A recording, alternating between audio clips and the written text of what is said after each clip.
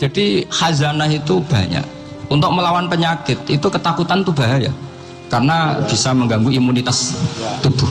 Orang harus percaya diri, harus pede, meskipun harus hati-hati, tapi harus tetap pede. Dengan demikian imunitas tubuh kita terjaga. Jadi ya sudah seperti itu. Semua orang punya cara untuk menjaga diri masing-masing. Kemudian tentang Pak Ahmad Siddiq, saya tahu banyak karena dulu saya masih ingat, ini sekaligus ijazah pada cucu-cucunya. Kalau sama anaknya tidak berani saya. Sama cucu-cucunya. Saya masih ingat Mbah Ahmad Siddiq itu sangat loyal sama yang namanya negara.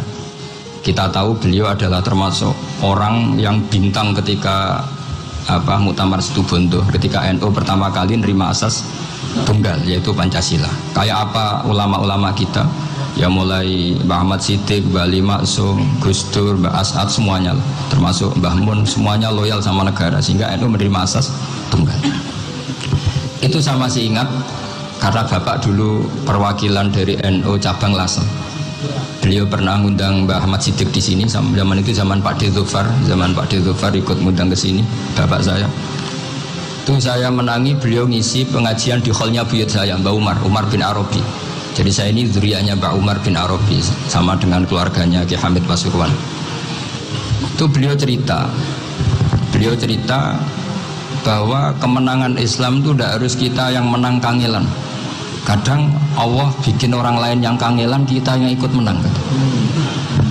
Jadi dulu kata beliau, banyak ulama ketika kita diserang Jepang, saya masih ingat, saya karena pas itu ikut ke Lasem, karena saya santri sarang, Mbak Mun ngisi di Lasem, saya ikut di Lasem karena saya masih keluarga. Itu ulama-ulama itu mimpi dibacakan ayat khulibatir rum fi adnal ardi wa hum min ba'di ghalabihim sayaghlibun fi bid'i sinin lillahil amru min qablu wa min ba'du wa yawma idzi yafrahul mu'minun. Itu dulu itu ada pertarungan besar antara kerajaan Romawi dan kerajaan Persia. Kita tahu Romawi itu Nasrani. Saya ulang lagi, Nasrani. Nasrani itu percaya adanya Allah, adanya Tuhan, dan percaya adanya kitab samawi. Sementara musuhnya itu Persia, orang yang tidak bertuhan, tidak berdasar kitab samawi. Ketika Persia mengalahkan Romawi, itu orang Islam ikut susah, karena terus dibully sama orang-orang kafir Mekah. Orang kafir Mekah adalah orang yang tidak punya kitab samawi. Katanya orang kafir Mekah, iku lo balamu, jute duwe kitab, jarene dihubungan mbek langit, nyatane perang keok. Paling kon yo podo. Jadi ada analogi bahwa kalahnya orang Nasrani itu dianggap simbol kekalahan orang yang bertautan atau berhubungan dengan langit. Akhirnya orang Islam susah. Saking susahnya orang Islam sampai Abu Bakar itu tanya, ya Rasulullah, lalu orang Romawi menang itu kapan? Terus ada surat turun fi bid'i sinin, ya kira-kira 3. Abu Bakar pas itu belum alim-alim amat. Jadi ngartikan 3 itu ya 3 betul, sehingga beliau masyhur itu.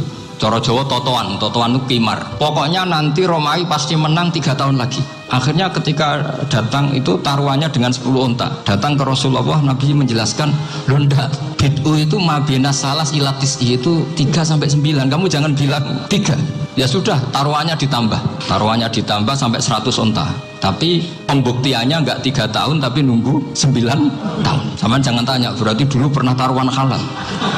Zaman sebelum ngaji saya, sampean sudah sering taruhan, jadi jangan nyalahkan saya. Nanti itu ada ilmunya, namanya nasah mansukh. Dan taruhannya Abu Bakar enggak kayak sampean. Taruhan yang sangat-sangat demi Islam, bukan demi hadun nafsi. Betul.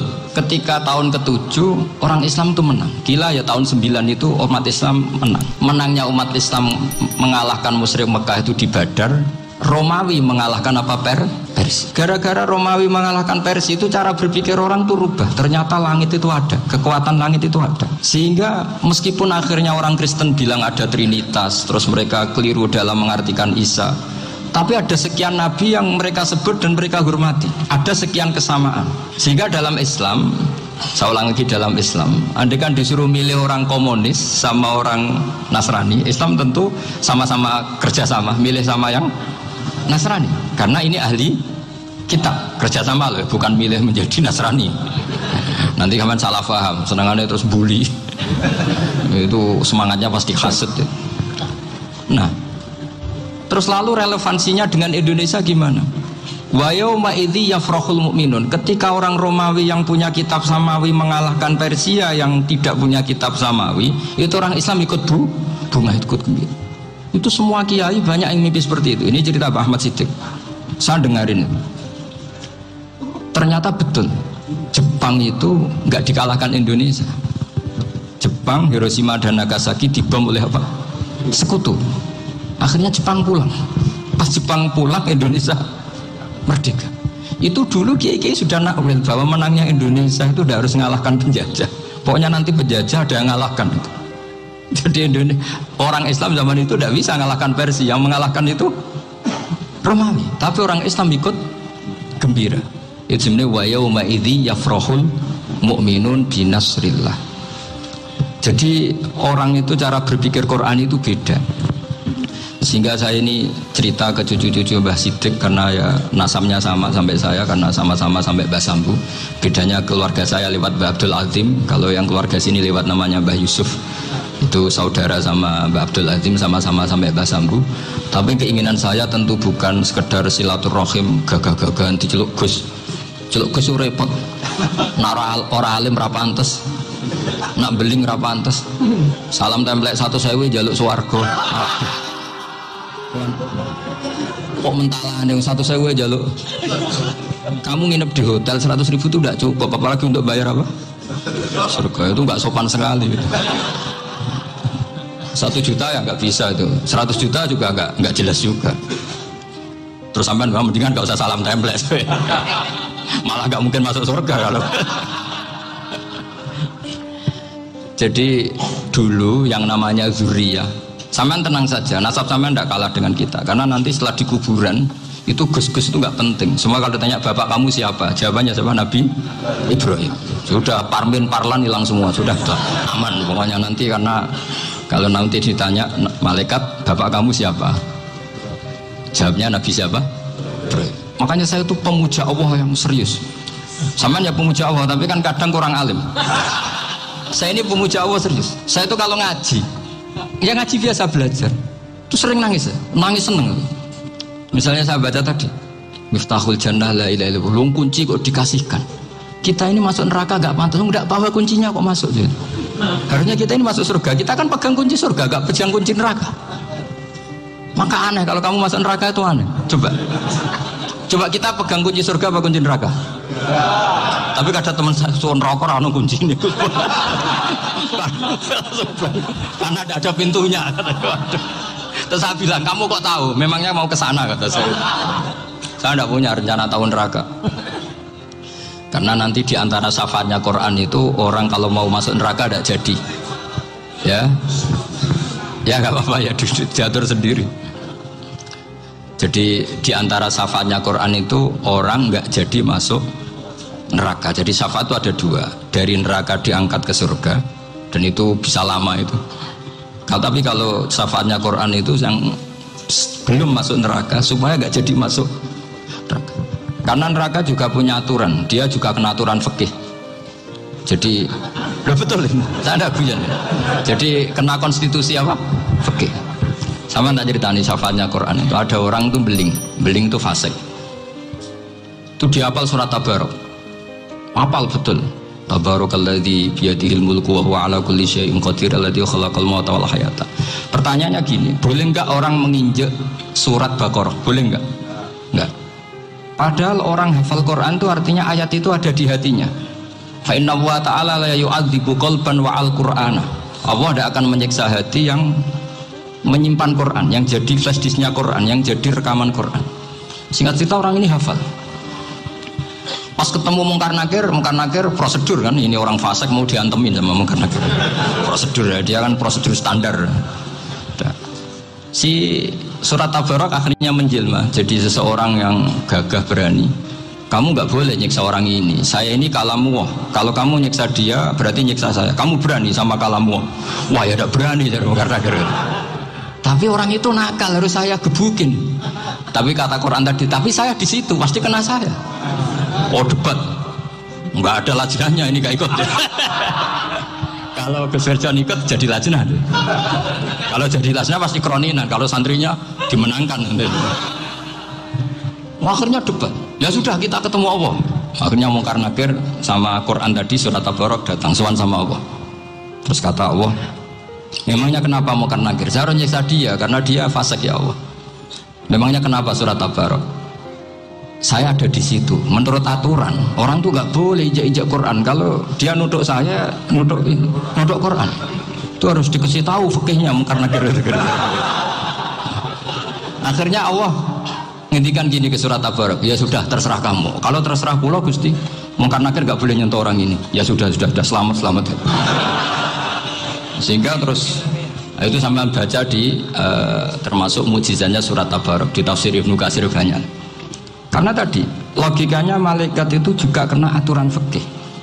Sehingga banyak ulama termasuk Said Muhammad ngendikan pertanyaan Mungkar Nakir itu tidak semua orang kena. Kalau semua orang kena, nanti kalau tanya Nabi Muhammad, waman nabiyuka? Kacau kan jamnya. Nabi kamu siapa? Saya ini Nabi. Ya kan? Lah nanti kalau pas ketemu Nabi Ibrahim, waman abuka? Jadi repot kan? Makanya ada dia yang guyon kalau ditanya, merebuka, saya ini guru tauhid sembrono. Saya ini ngajar Ummul Barohin, kamu tanya merebuka. Masyhur itu keramatnya Imam Malik itu. Ada Ashabu Malik, rajulun min ashabi Malik. Beliau ditanya Mungkar Nakir merebuka menabiuka. Imam Malik datang, ini seumur-umurnya itu ngajar tauhid. Kok kamu bedai enggak sopan kamu? Dan kita berharap barokah sampean ngaji nanti itu. Malaikat itu anak sungkane itu. Jadi itu. Dan saya meskipun guyon itu serius. Bedanya orang alim sama ndak itu di situ. Kalau orang alim itu guyon itu masih benar, masih serius.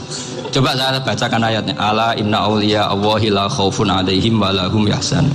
Terus lahumul busyra fil hayatid dunya fil akhirah. Artinya kalau Mungkar Nakir dengan penampilan garang gitu, berarti ada ketakutan apa enggak?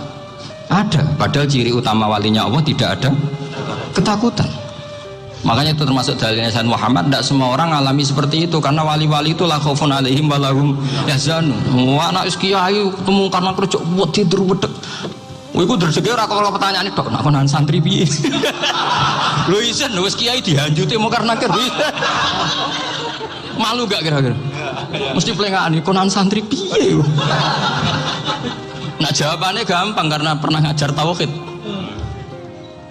Makanya Sayyidina Ali ini ceritanya ada di kitab Nurul Dholam. Sama lihat di kitab Nurul Dholam karangannya Syekh Nawawi Banten.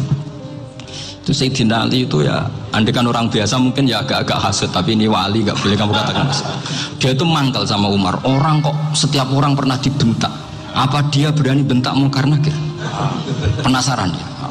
Bagaimana perangnya Umar itu berlanjut enggak gitu kira-kira. Akhirnya minta, ya Allah saya minta kasyaf. Ya karena yang minta Sayyidina Ali karena mau wajah dituruti sama kasyaf. Dilihat Sayyidina Umar pas meninggal itu. Jadi hasud itu ya kadang penting asal baik. Ya betul, bahasa Kanjeng Nabi kadang la hasada illa fisnaten. Itu Nabi bahasakan ya hasad. Gus Firson aja yang nafsirkan ghabtah itu kan gaya-gayanan sebagai ulama. Aslinya Nabi ngendikannya itu la hasada illa fisnaten. Ulama yang ganti itu namanya ghabtah. Wong Nabi sendiri nyebut hasad, kok kamu tafsiri ghabtah. Ya hasad ya hasad. Udah, nggak usah ditawil-tawil, pokoknya gitu. Kalau sama nggak percaya nggak apa-apa. Kok gitu aja kok repot. Karena sama nggak percaya kemungkinannya dua. Satu nggak ngerti. Dua sama-sama alim. Kan dari awal kalau sama-sama alim kan laisa li alimin ayuqallida aliman akhir. Kita nggak perlu saling mengikuti. Ngapain hasud? Biasa aja. Akhirnya Sayyidina Ali kasar. Pas Umar bangun, setelah mati kan bangun, setelah meninggal bangun. Mungkar Nakir datang dengan perang yang sangat garang. Itu digambarkan Sayyidina Ali, matanya itu kal kidril ghali, kayak apa kendil yang apa menganga. Wah seru. Sayyidina Ali senang, paling takut ini Umar. Senangnya bukan main, wah ini mesti takut Umar. Biasa. Ternyata enggak, Umar malah bangkit. Woi Mungkar Nakir, kamu tahu menghadapi siapa? Itu betul. Kamu itu menghadapi temannya ahabbal khalqi ilallah. Yang diandalkan temannya bukan dia. Kamu tahu yang kamu hadapi, saya ini teman kekasihnya Allah. Jadi boleh kamu mengandalkan Mbak Virjon. Tapi nanti risikonya mengkara-kari tanya, itu Virjon siapa? Wah itu masalah kan. Makanya syaratnya wali itu harus ma'rufun fis sama. Di langit sudah populer. Makanya dulu ada orang yang saking seninya Abdul Qadir ditanya apa saja jamnya Abdul Qadir Al-Jilani, itu aman karena beliau populer. Makanya program kita harus populer dulu di langit. Nah, itu nanti kalau dicatut oleh santri-santri nggak apa-apa. Kalau nggak populer nanti ditanya itu siapa? Masalah ini. Umar itu yang dibanggakan itu, kamu tahu saya siapa? Ya enggak tahu, saya ini temannya kekasihnya Allah. Temannya Muhammad, iya Muhammad Rasulullah. Mikir, waduh repot. Loh di dunia aja gitu kan, temannya presiden, temannya panglima, apalagi ini temannya Sayyidul Awalin wal Akhirin. Di dunia aja bilang temannya presiden, menteri, orang sudah takut, apalagi ini temannya Sayyidul Awalin. Akhirnya karena terus konfirmasi sama Allah, gimana ya Allah ini ngadepi. Sebetulnya diadalkan itu temannya, bukan dia. Wah, akhirnya sama Allah dibilang, ya bu, ya sama seorang seperti itu bu yang sopan. Terus semenjak itu Mungkar Nakir itu nggak selalu berpenampilan seperti itu sangat. Jadi semoga itu konsisten sampai nanti. Jadi kamu kalau ingin nggak takut Mungkar Nakir, jadi wali dulu. Karena syaratnya tadi hanya wali sing la khaufun alaihim wa lahum yahzanun lahumul busyra fil hayatid dunya fil akhirah. Jadi orang itu kalau ngaji itu harus khatam. Jangan semuanya kena pertanyaan. Dan kalau semuanya kena pertanyaan nanti repot. Kalau Nabi Muhammad ditanya waman Nabi juga. Nabimu siapa? Lu kan terus jadi aneh. Jadi makanya ketika Sayyid Muhammad semua ulama lah, nggak ada am kecuali ditaksis. Kecuali sifatnya Allah. Misalnya bikulli syai'in alim, ya benar-benar bikulli syai'in. Tapi kalau am semuanya pasti ada taksis. Meskipun dalam muhawarah muhadasah biasa. Misalnya contoh gampang, istri kamu baru seneng kamu, mas nak pengen apa-apa itu lapor aku, gak apa-apa mas, mesti aku seneng gak sama lapor. Iku dia aku pengen wayo. Langsung jadi apa wae. Mesti apa wae maksudnya kecuali itu gitu. Padahal kalau ngomong mas sampean ingin apa saja tak dukung. Sampean bilang kepengen ku iku wayo. Kira-kira disetujui apa enggak? Sama seperti kita kalau punya teman akrab, wah senang omahku gak apa-apa, anggap ya omahmu dewi, terus mlebu-mlebu kamar. Jadi tidak ada am kecuali di taksis. Artinya kalau ada cerita bahwa orang mati pasti ngalami ditanya Mungkar Nakir, itu pasti ada am yang di taksis. Itu pasti juga dialami para anbiya, para auliya. Karena ciri utama wali itu la khaufun alaihim wa lahum yahzanun. Kemudian saya yang mau cerita ya, supaya sampean bisa menghadapi dunia global ini, tak bawa tafsir Munir termasuk tadi. Kenapa orang Islam, Rasulullah SAW itu lebih senang kalau yang menang itu orang Nasrani Romawi, ketimbang yang menang itu orang Faris, dalam hal ini ateis. Karena orang ateis itu lebih ngeri. Sebetulnya beberapa penemuan sains, terutama di ilmu medis, itu orang Amerika, kayak cloning. Tapi orang Amerika itu masih dilarang oleh gereja untuk mengaplikasi. Karena nanti bayi cloning itu dipakai suku cadang. Di Amerika masih ditentang oleh fatwa-fatwa agama, baik Islam maupun Kristen. Tapi di Cina itu dipraktekkan, karena nggak ada halangan agama. Di Cina itu biasa ada kondom diolah lagi jadi alat-alat aksesoris. Di Amerika tidak ada karena masih ada agama, masih ada larangan. Sehingga orang Islam itu lebih takut kalau yang menang itu Persia, karena terus cara berpikir ternyata Tuhan itu tidak ada, langit nggak ada perannya. Jadi ketika yang menang Nasrani masih berpikir itu pertolongan Tuhan, meskipun mungkin cara mengatakan Tuhan beda dengan kita. Tapi ada satu kesamaan bahwa kekuatan samawi itu ada. Jadi disebut ghulibatir rum fi adnal ardi wa hum min ba'di ghalabihim saghlibun. Di sini diterangkan oleh Syekh Nawawi supaya kamu tidak salah paham. Sebetulnya saya kamu katakan misalnya wah itu paham liberal, sebenarnya saya tidak tersiksa. Cuma takut yang mengatakan seperti itu cek goblokir atau ngaji gitu. Itu aja masalah saya. Ini saya baca ini karangannya Syekh Nawawi karena tadi kata Mbak Firjon ngaji itu harus sama orang yang bersanad. Saya ini kalah sama beliau itu berkali-kali. Secara nasab saya harus manggil Mbah. Secara silsilah ilmu saya juga kalah lagi. Saya sering disewani sama cucu-cucu Syekhona Khalil. Kiai Siddiq itu termasuk murid dekat beliau Syekhona Khalil. Kalau itu berarti kan Gus Firjon, Ahmad, terus Mbah Siddiq. Mbah Siddiq ngaji Syekhona Khalil. Syekhona Khalil itu pernah ngaji langsung sama Sayyid Zaini Tahlan. Berarti beliau dari Sayyid Zaini Tahlan itu baru generasi kelima.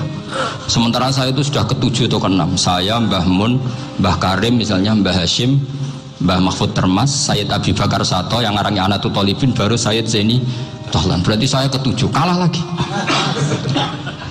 Tapi untuk jadi wali biasanya cepat saya. Karena syaratnya jadi mbah itu ngalah demi putu. Jadi kalau beliau ngotot, saya dulu Gusti, saya mbahnya. Wah itu mbah yang nggak baik.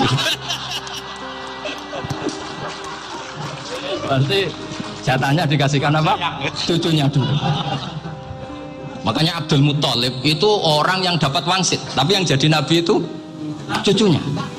Jadi dalil saya banyak. Sebenarnya Abdul Muthalib itu sudah sering dapat wangsit. Karena saya bahasakan wahyu, Nabi yang protes, enggak nabi kok dapat wahyu. Tapi sebetulnya Abdul Muthalib itu masyhur. Kalimat-kalimatnya menunjukkan bahwa beliau itu sudah dapat wahyu kalau nanti cucunya itu jadi nabi. Makanya senangnya bukan main Abdul Muthalib sama Rasulullah. Putu seneng, mbah seneng putu. Jadi mungkin, jadi sampean enggak usah protes loh. Yang jadi wali kok cucunya. Dulu betul. Dulu Mbah Hamid Pasuruan itu kalau Mbah Ahmad Siddiq ke sana, Mbah Hamid Pasuruan kalau manggil Mbah Ahmad Siddiq itu paman. Tapi pamannya minta ijazah ke ponaan. Apa ya gara-gara itu memang. Kalau itu masih berlaku apa? Ngalah tadi. Kayaknya masih apa? Hawannya masih gitu. Hawannya masih. Karena melihat tren-tren langit masih gitu kayaknya masih itu. Ya, tapi banyak tetap dapat jatah, tenang saja nanti. Tapi memang sebaiknya mbah itu legowo. Rasulullah Muhammad SAW itu terkenal min dzurriyyati Ibrahim. Tapi kata Rasulullah, ana dakwatu Ibrahim wa bisyaratu Isa. Aku nganti ngene iki barokah dongane Nabi siapa? Ibrahim. Jadi dongane Nabi Ibrahim ya tiba teng putu. Jadi banyak bukti bahwa jatuhnya aku putu gitu. Tadi saya di kamar sama beliau berduaan. Nih mbah sing dadi wali di sini, aku webah. Cocokan tadi. Nah kenapa saya akhir-akhirnya gulirkan daftar wali? Kenapa? Saya ini resah ya, orang sudah ingin dicintai pejabat, dicintai tetangga, dicintai teman. Tapi kadang-kadang orang lupa lagi dicintai Allah. Makanya saya meskipun guyon, tapi ini amdan, bukan sahwan. Supaya orang punya cita-cita lagi jadi wali, ingin dicintai Allah. Kita ini terlalu lama ingin dicintai makhluk. Boyau naik kelas sedikit lah. Ingin dicintai Allah Subhanahu wa Ta'ala. Meskipun saya guyon, tapi tadi guyon saya tuh lebih serius ketimbang serius Anda. Karena tak pikir saya tuh kalau pergi itu seneng ngebis, bukan karena saya tidak punya mobil, tapi saya sering mau butuh itu supaya nggak diganggu. Karena saya tuh harus punya waktu sendiri. Kalau ngebis kan ketemu orang nggak kenal, tapi sekarang ya agak susah, banyak yang kenal. Dan susahnya lagi nggak minta ijazah, minta foto. Orang wepet tuh. Mau dibenci itu umatnya Rasulullah Shallallahu Alaihi Wasallam. Mau disetujui itu sanatnya mana? Kalau ketemu orang alim minta apa? Foto. Itu nggak ada sanatnya. Nggak tahu saya itu mazhab dari mana itu. Ya mazhab milenial yang jelas itu kan. Ini tak baca ya biar dapat. Karena ini kenangan saya sama Mbak Ahmad Siddiq. Saya masih ingat betul beliau ngisi khalnya Mbak Abdullah bin Umar, berarti abahnya Mbak Hamid. Karena mbah saya itu Fatimah binti Khalid bin Umar. Kalau Mbah Hamid itu Hamid bin Abdullah bin Umar. Itu saya masih ingat betul zaman itu Mbah Hamid setiap khol di Lasem itu rawuh dan saya derek mbah saya karena masih misanan datang ke Lasem. Itu beliau pas itu ngisi sama Mbah Mun. Mbah Mun masih muda, Ki Ahmad Siddiq sepuh senior. Itu beliau cerita bahwa Dulu ketika Indonesia dijajah Jepang itu para kiai mimpi dibacakan ayat khulibatir rum fi adnal ardi wa hum mim ba'di ghalabihim. Terus ada kiai yang tanya, takwilannya gimana? Ya nanti Jepang pulang bukan karena kita yang mengalahkan, tapi Jepang ada yang mengalahkan sendiri meskipun tidak kita. Kayak dulu Faris tidak dikalahkan Islam tapi dikalahkan Romawi, tapi yang senang umat Islam. Wa yauma idzi yafrahul mu'min.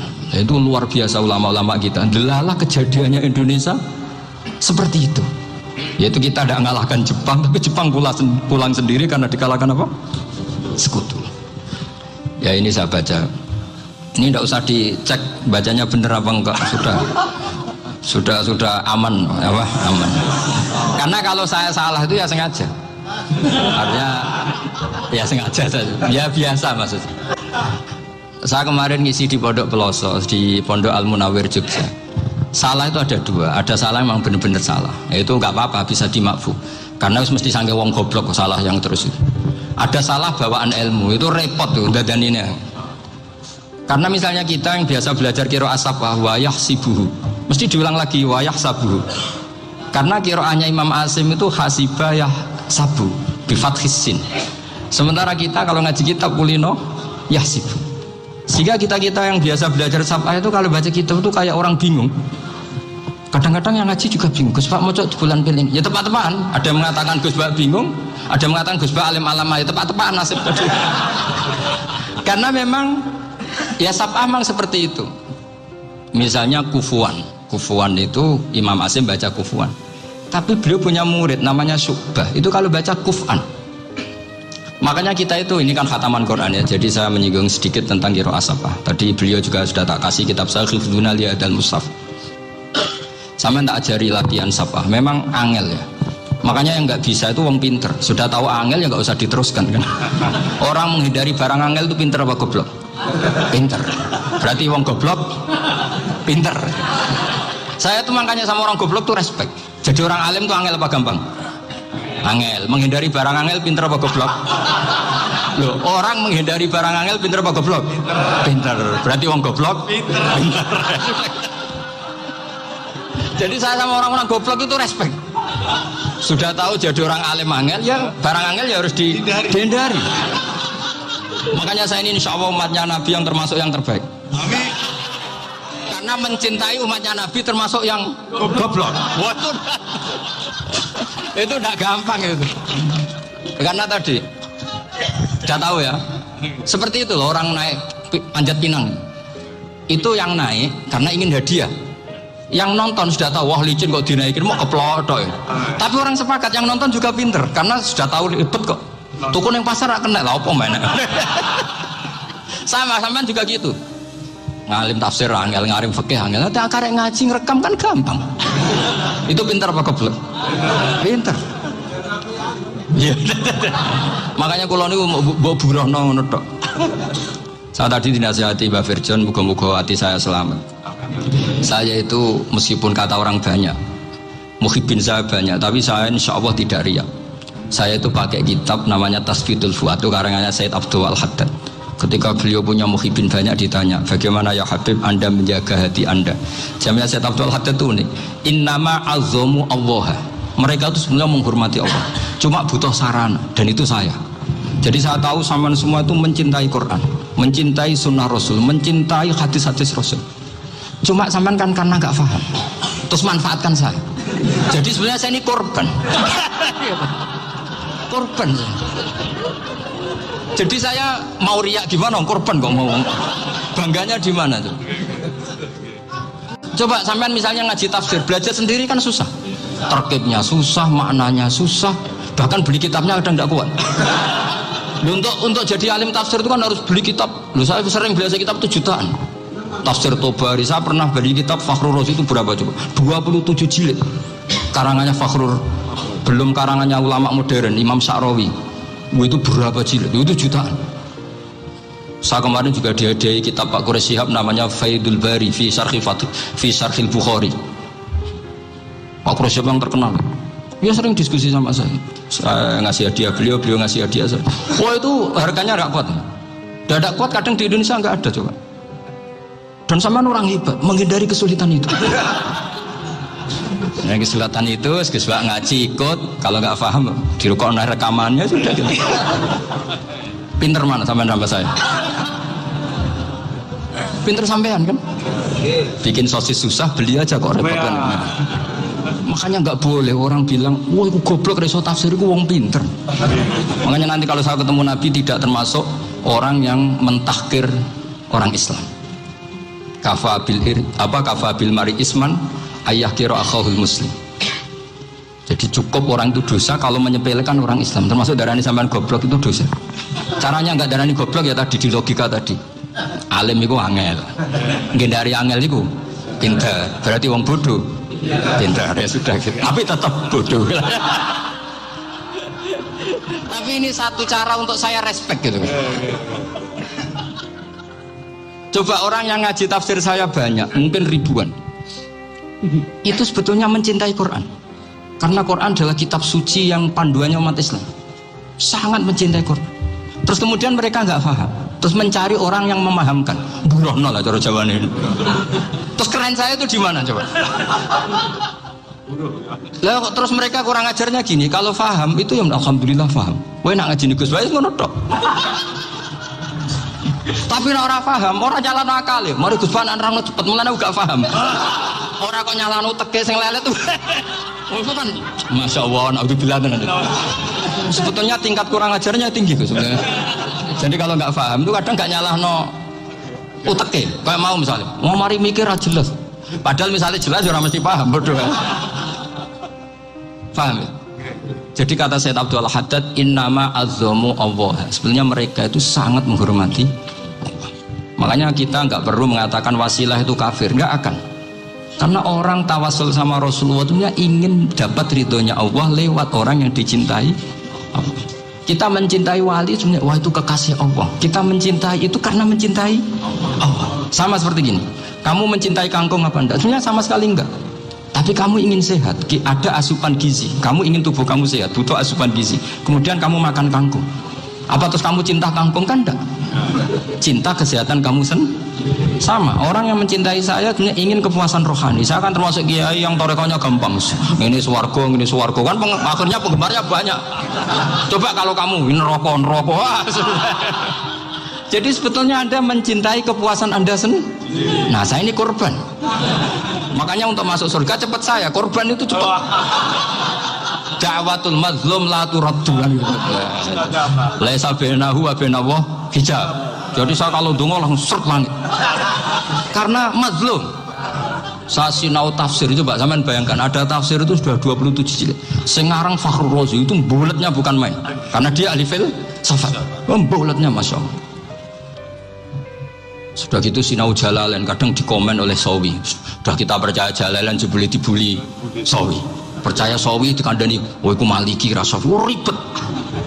Sudah gitu sinau Qurtubi, sinau tafsir Tabari itu susahnya. Belinya susah, belajarnya susah.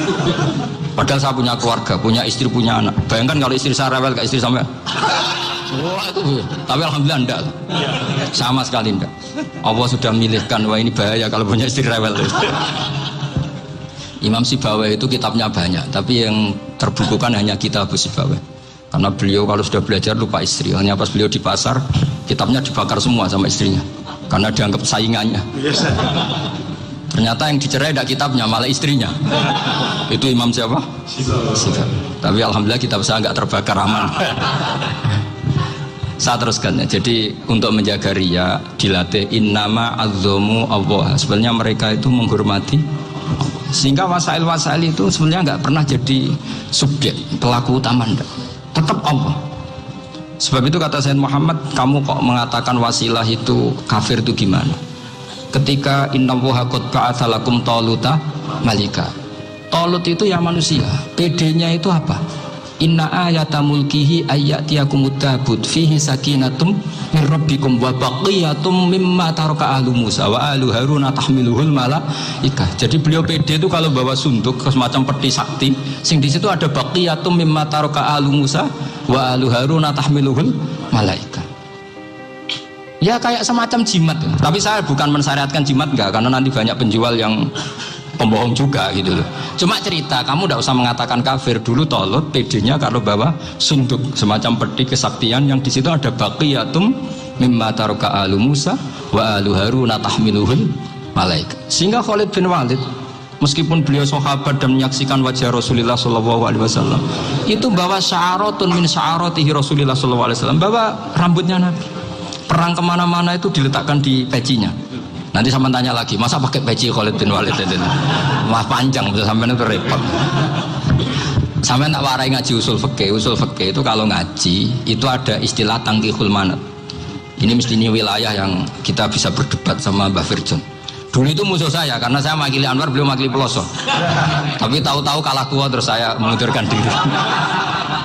Di fikih itu ada istilah, ada tangkihul manat, ada tahqiqul manat, ada tangkihul manat. Tangkih itu kira-kira gini, lafadz hadis itu dibuang sekian untuk tahu bahwa itu madarul hukmi. Misalnya gini, tak beri contoh paling gampang. Sama harus paham, kalau nggak paham nggak pinter-pinter. Ja'a a'rabiyun ila Rasulillah sallallahu alaihi wasallam. Ya karena ini menghormati Mbah Ahmad Siddiq, saya orang alim, jadi ngaji ini tetap ada suasana alim. Ya harus ada suasana alim, nggak perlu jadi orang alim, tadi susah. Sudah ngedari susah itu pintar, sudah itu aja. Jadi orang alim susah, ngedari barang susah pintar, berarti orang tidak alim pintar. Nah, meskipun tetap sudah itu pegangi sampai mati nanti. Loh, jadi orang alim itu repot. Itu kata Imam Ghazali, kalau orang alim kalau mau masuk surga itu sama Allah nggak boleh. Kif, kamu nggak boleh langsung masuk surga. Coba cari umat kamu, syafaati dulu. Dan saya takut nyari sampean tidak bisa kembali. Saya tidak punya rencana itu, pokoknya mau masuk. Boleh sampean kuaduan balik raroh dewa repot nanti saya. Berat jadi orang alim itu berat. Ya saya teruskan ya. Ada tangkihul manat. Ja'a a'rabiyun ila Rasulillah sallallahu alaihi wasallam. Faqala ahlaktu wa ma ahlakaka qal waqa'tu imraati fi nahari Ramadan. Ya dan saya ini rusak ya Rasulullah. Kenapa? Karena saya menjima istri saya fi nahari Ramadan. Kata Nabi, kamu harus bayar kafarah. Napa Nabi kafarah? Puasa 2 bulan. Wong baru 1 hari aja terjadi gitu kok disuruh puasa 2 bulan. Ya tidak kuat ya Rasulullah. Baru berapa hari saya puasa aja kecelakaan seperti itu. Apalagi kalau sampai 2 bulan. Tidak ya Rasulullah. Ya sudah kalau gitu kamu pertama ngasih makan apa? Itku rokobah kan, pertama merdekakan budak. Tapi kan sekarang nggak ada budak, makanya terus sekarang langsung puasa. Wah ini nggak bisa semua. Ya sudah ngasih makan orang 60. Kasihkan siapa ya Rasul? Ya orang fakir. Saya ini paling fakir. Di kampung saya ini orang paling fakir. Jadi mulai dulu orang fakir itu hubungan suami istri itu paling lancar mulai dulu. Makanya orang fakir itu anaknya banyak. Karena hiburannya hanya itu. Wong Ramadan aja. Coba mau ke ATM nggak punya uang, mau antri di bank nggak punya, mau apa coba?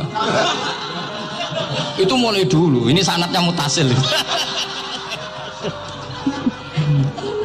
Wah, akhirnya sudah sanksinya kan tadi ya, itqu raqabah atau puasa 2 bulan berturut-turut atau ngasih makan 60 orang miskin. Lalu kata ahli usul fikih, kata Arabi dibuang, nggak menjadi catatan hukum. Orang kota pun kalau melakukan itu juga kena sanksi yang sama. Imro'atau juga dibuang. Andai kan itu dilakukan untuk amatnya juga ketentuannya sama. Nah sekarang perdebatan antara Imam Syafi'i dan Imam Malik begini. Sekarang pertanyaan gini, jima istri itu hukumnya boleh apa haram? Boleh kan? Lalu kalau ada orang tanpa udzur kemudian makan siang-siang, cara Imam Malik hukumnya sama, harus kena sanksi yang sama. Karena sama-sama hadku hurmati Ramadan bi ghairi udzrin syar'iyyin. Sama-sama merusak hukum Ramadan tanpa udzur syar'. Lo jima itu tidak zina. Kan hukumnya jaiz. Nah sekarang makan hukumnya jaiz, harusnya juga kena ketentuan yang sama. Cara pikirannya Imam Malik. Nah alhamdulillah Imam Syafi'i gak setuju. Wah cara setuju repot. Bahkan orang-orang Syafi'i sudah punya khilaf, kalau gitu minum dulu. Iya biar kena. Iya biar iftarnya pakai minum. Setelah minum baru jima kan. Ya. Ini sudah menyiapkan khilafnya. Ini khas Syafi'i ini, bongsong rekayasa hukum. Nanti bisa belajar jauh cara ngakali hukum. Makanya guyonan yang masyhur Gus Dur itu gitu. Ada seorang kiai atau Gus lah, ya punya salah, namanya manusia kan punya salah, entah cangkruk entah apa, pokoknya punya salah. Ada wartawan yang ngiranya semua kiai itu orang suci, sehingga tanya sama Gus Dur, Gus itu ada kiai kok ya pokoknya salah lah gitu. Tapi jangan bayangkan dosa besar, enggak, kecil-kecil aja. Itu gimana itu, padahal kiai kan orang suci. Jawabnya Gus Dur lucu, ya justru yang boleh salah itu para kiai, kalau kamu nggak boleh. Kok bisa Gus? Karena mereka tahu caranya tobat.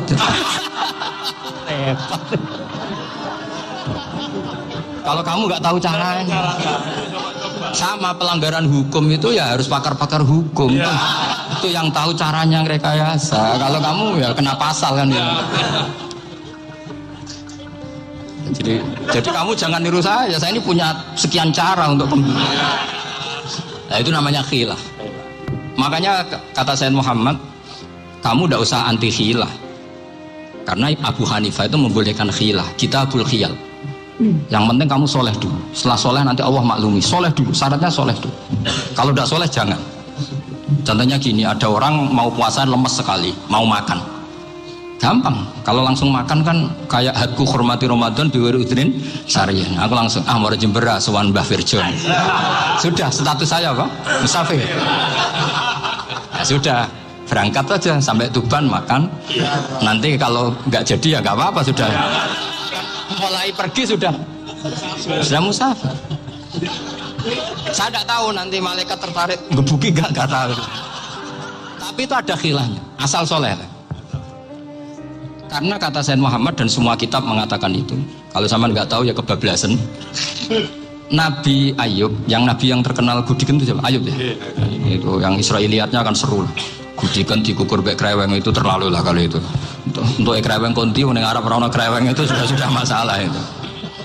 Singkat cerita, Nabi Ayub ketika diasingkan kaumnya itu kan nggak punya sumber makanan. Lah orang lelaki itu mulai dulu egois. Istrinya Nabi Ayub itu cantik sekali, udah cantik, rambutnya bagus. Makanya kamu nggak usah tanya kenapa istrinya kayak banyak yang cantik. Ya nah warasatul anbiya, nggak boleh gitu. Kalau nggak cantik ya warasatul anbiya dari segi balak. Istrinya Nabi itu semuanya cantik. Nggak usah tanya sebabnya apa, pokoknya gitu semuanya cantik. Singkat cerita, beberapa kali istrinya Nabi Ayub itu kerja demi bisa nafkahi Nabi siapa? Suatu saat itu tidak ada pekerjaan yang cukup untuk beli roti. Satu-satunya peluang dapat rezeki itu putrinya raja itu rambutnya berondoli. Terus ada sayembara siapa yang rambutnya bagus mau dibeli. Sampai rambutnya istrinya Nabi Ayub itu dijual.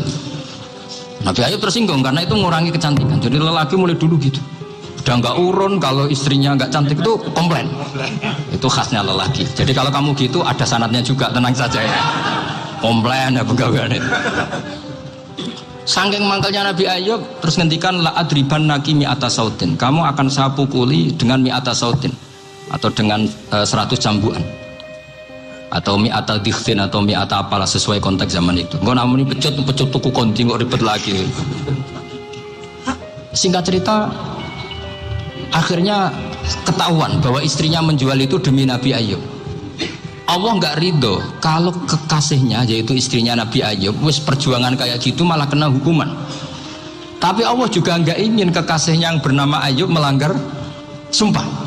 Padahal beliau sudah sumpah, wallahi demi Allah nanti tak pukul dengan 100 kali.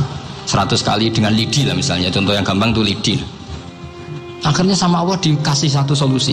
Wa khud biyadika dikhtan fadrib bihi wala tahnas. Ya sudah, lidi itu ikat jumlahnya 100. Terus pukul sekali saja. Anggap saja sudah 100. Iku pangeran sing wari ngakali ngono iku pangeran. Tapi syaratnya soleh. Syaratnya soleh. Jadi kalau kamu anti khilaf berarti anti ajarannya Allah di ayat itu. Wa khud biyadika dikhtan fadrib bihi wala tahnas. Itu dulu ada, ini cerita di Ithaf, ini cerita terakhir, ini sudah sama jangan tambah sudah. Terus pengumuman tadi yang nggak pernah sepuh utang saya itu haram tadi. Karena tadi saya punya kewajiban di rumah yang bisa menggugurkan ya kewajiban yang lebih besar. Itu besar itu ya tadi bisa pernah guru, pernah sepuh, yang jelas nggak umur sampean menang kabeh itu tua serepot itu. Ada raja itu ganteng kaya, senengannya nikah perawan cantik. Itu semua kampung mesti kenal. Mungkin digilir atau gimana pokoknya. Suatu saat ada pemuda suka sama perempuan yang di kampungnya, cantik sekali. Kemudian pemuda ini ternyata pekerja di kerajaan itu. Tiap hari ditanya, wah itu yang di kamu yang cantik siapa? Mau saya nikahin gini. Wah bahaya ini saingannya raja. Jadi yang dibidik pemuda tadi itu saingannya raja. Si raja ini orang yang namanya raja kan gengsinya tinggi. Kaifatan kihuha wa qad ra'aitu qad qabbalaha rajul.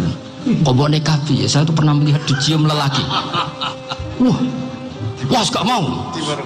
Gak gelem, kadang ditambung dengan wa qad qabbalaha rajul. Saya pernah melihat sendiri qabbalaha rajul, dicium oleh lelaki. Wah, sudah gak minat raja langsung gak keren. Suatu saat pemuda tadi nikahi perempuan itu. Rajanya marah-marah, kamu lelaki gak punya harga diri gini. Gak punya selera, gak punya harga diri, sudah pernah dicium orang kok tetap dinikah. Terus bilang ke raja, ta'rif manir rajul, lelaki itu siapa? Abuha. Kamu tahu lelaki itu siapa? Sopo? Abuha. Bapaknya. Saya kan hanya bilang rajulun. Pernah dicium lelaki. Lah pikirannya raja itu lelaki kue-kue ngene. Tapi butuh canom mau rojo ben gak sido itu aja tuhnya. Baru kayak digulirkan gitu wakot kebalah rajulun. Wah nggak mau. Setelah itu satu saat pegawainya tadi nikahi perempuan. Kamu nggak punya harga diri gini. Kamu tahu mandir rajul apa abuha? Wah nak ngono aku gak apa-apa. Lah monggo sakniki wis bojo kula. Ora trimo wis diambung wis macam-macam. Lah itu namanya khila. Apa? Khil. Kalau di Balawa disebut tauriyah atau apa. Tapi saya tidak ngajari sampean seperti itu. Sudah pinter sebelum saya ajarin. Bongso ngakali kan sudah pinter. Ya ini terakhir tak baca Arabnya saja nanti. Bismillahirrahmanirrahim. Biar dapat barokahnya Syekh Nawawi juga barokahnya guru-guru. Bismillahirrahmanirrahim. Wasababu nuzuli hadil ayati annahu kana baina farisa war rumi qitalun wa kanal musyrikuna yawadduna antaghliba farisu ar-ruma. Di anna farisa kanu majusiyan ummiyin wal muslimuna yawadduna ghalabatar rum ala faris liqaunihim ahla kitabin. Jadi zaman dulu orang Islam lebih senang kalau yang menang itu orang Nasrani. Kalau bandingannya ateis, karena bagaimanapun percaya kekuatan langit. Sementara orang ateis sama sekali tidak percaya kekuatan. Apapun bedanya kita dengan Nasrani itu ada kesamaan, yaitu percaya adanya kekuatan langit. Sehingga ketika orang Romawi kalah itu orang Islam ikut susah. Paham ya? Makanya ini tak baca biar sampean enggak macam-macam pikirannya. Fab'atha Kisra saat terusnya, ya pokoknya seperti itu. Akhirnya Rasulullah SAW berdoa lebih senang yang menang itu Rom karena ahli kitab. Artinya apa? Kemenangan ahli kitab adalah kemenangan makhluk atau hamba Allah yang mentautkan kekuatan kita di bumi dengan kekuatan langit. Makanya saya berharap selain kita ikhtiar medis, kita harus memperbanyak istighfar. Bagaimanapun semua itu dari Allah Subhanahu wa Ta'ala. Kita menghormati negara dengan ikhtiarnya, tapi saya mohon sekali kita juga istighfar, karena semua itu juga ditentukan oleh Allah, oleh langit.